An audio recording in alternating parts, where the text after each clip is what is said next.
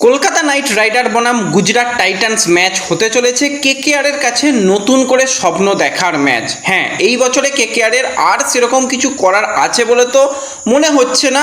খাতায় কলমে হয়তো এখনও 1-2% চান্স রয়েছে প্লে অফে যাওয়ার, কিন্তু আগামী মরশুমের পরিকল্পনা কেকেআরকে এখান থেকেই করতে হবে।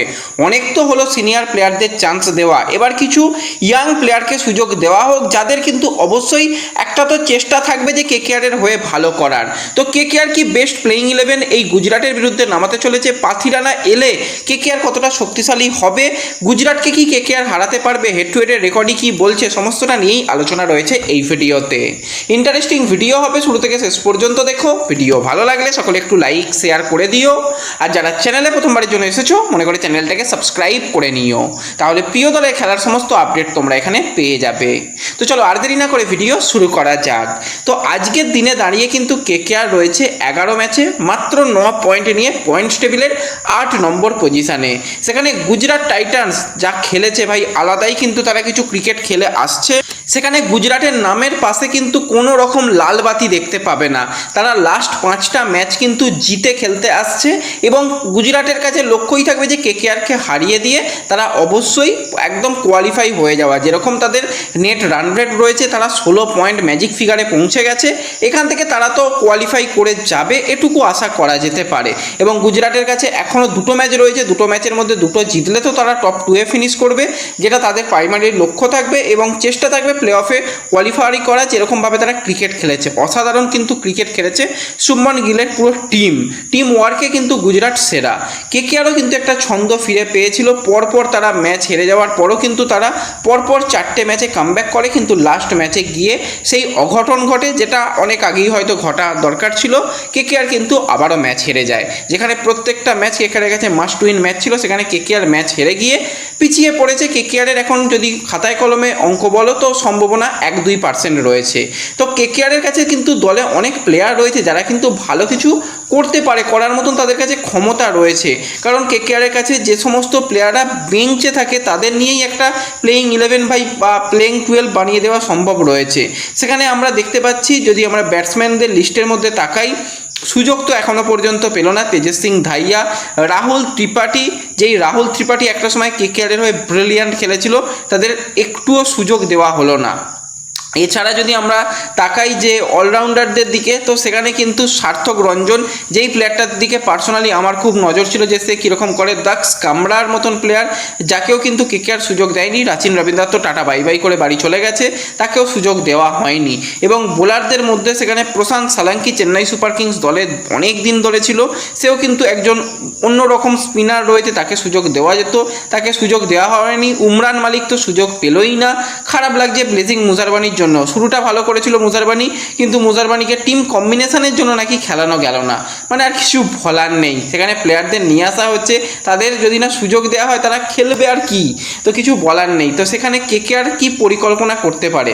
দেখো, কেকেআরের এখান থেকে সবকটা ম্যাচ কেকেআর জিতলে একটা ওই যে অঙ্ক রয়েছে 1-2%-এর হিসাবে অন্য দলেদের দিকে তাকিয়ে থাকতে হবে, তবে কেকেআর হয়তো কোয়ালিফাই করতে পারে, যেটা কার্যত খুবই চাপের ব্যাপার। তো সেক্ষেত্রে কেকেআরকে কিন্তু ফিউচার প্ল্যানিং করতে হবে। ডেফিনেটলি আমি দেখতে চাই বেশ কিছু নতুন প্লেয়ারকে, সেখানে তেজস সিং ধাইয়াকে সুযোগ দেওয়া হোক। আর তো কিছু নেই কেকেআরের জন্য সেরকম পাওয়ার, তো সেক্ষেত্রে তেজস সিং ধাইয়াকে মনীষ পান্ডের জায়গায় সুযোগ দেওয়া হোক।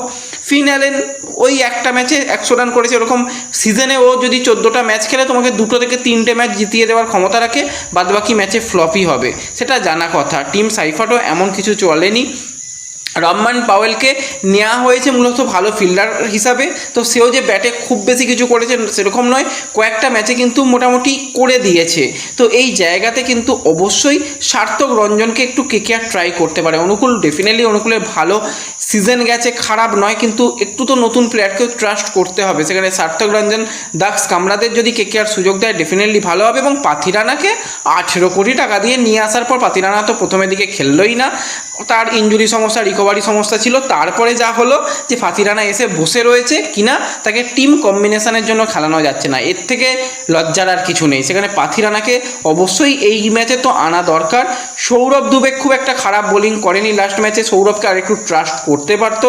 নবদীপ সাইনি চলেনি। উমরান মালিক যাকে কেকেআর যে ব্যাক করছে, হ্যাঁ উমরান মালিক আমরা জানি ইনজুরি প্রোন প্লেয়ার, কিন্তু চেষ্টা তো করতে হবে, তাকে একটু তো সুযোগ দিতে হবে, তা না হলে সে কী করে পারফরমেন্স করবে, তো তাকে কিন্তু ডেফিনেটলি আনা দরকার। এবং অপর দিকে যদি আমরা গুজরাটের কথা বলি, গুজরাট কিন্তু অবশ্যই ইডেনে ভালো প্র্যাকটিস করছে এবং যেরকম ইডেনে পিচ দেওয়া হবে, কেকেআর যেটা হায়দ্রাবাদের বিরুদ্ধে খেলেছিল সেই 6 নম্বর পিচ দেওয়া হবে, যেখানে কিন্তু খুব বেশি যে রান হবে সেরকমটা নয়। তো সেক্ষেত্রে গুজরাটের প্লেয়িং 11 কিছুটা হতে পারে শুভমন গিলের সঙ্গে, সেখানে সাই সুদর্শন ওপেনার থাকবে। এই ওপেনিং জুটিকে কিন্তু ভাঙতে হবে। তো সুনীল নারিন, কার্তিক ত্যাগী তাদের কিন্তু বিশেষ ভূমিকা থাকবে যে এই ওপেনিং জুটিটাকে যে কোনোভাবে ভাঙা, এবং সেখানে কিন্তু তাদের আউট করে দিলে গুজরাটের ব্যাটিংয়ে খুব যে ধার রয়েছে সেরকম কিন্তু বলা যাবে না। Jos the boss Jos Buttler রয়েছে, এছাড়া কিন্তু সেই জায়গাতে রয়েছে জেসন হোল্ডারের মতন প্লেয়ার যে কিন্তু অলরাউন্ডার হিসাবে খেলতে পারবে।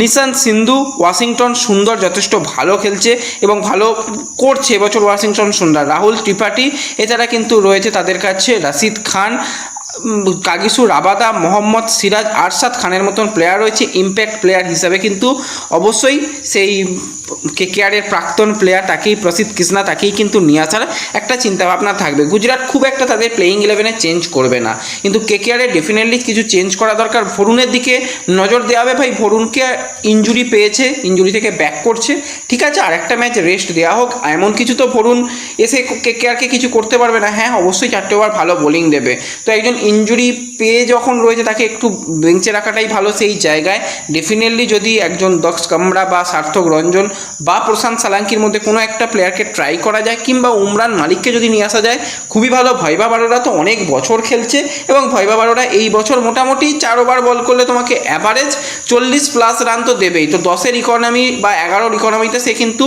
তোমাকে বোলিং দিচ্ছে। তো সেই জায়গাতে যদি অন্য কোনো প্লেয়ার সৌরভ দুবেকে যদি আরেকটু ট্রাস্ট করা যায় তো ডেফিনেটলি ভালো হবে। এবং 4 বিদেশি কেকেআরের জন্য অবশ্যই হতে চলেছে।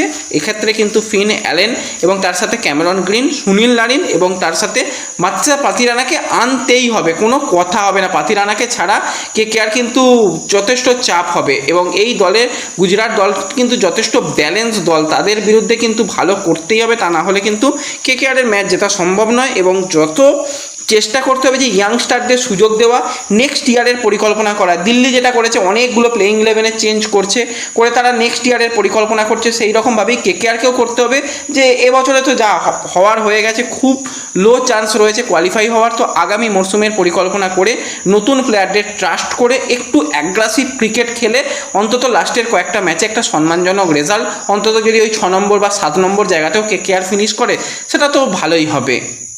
তো ঘরের মাঠে ম্যাচ রয়েছে, দেখা যাক ঘরের মাঠে কেকেআর সবকটা ম্যাচ বাকি ম্যাচগুলো খেলবে, সেখানে কীরকম ক্রিকেট খেলে অবশ্যই নজর থাকবে। তো কারা কারা এই ম্যাচটা দেখতে যাচ্ছ কমেন্টে জানিও। ভিডিও ভালো লাগলে লাইক শেয়ার করে দিও, চ্যানেলে প্রথমবারের জন্য এলে সাবস্ক্রাইব করে নিও। দেখা হবে পরবর্তী ভিডিওতে, ধন্যবাদ।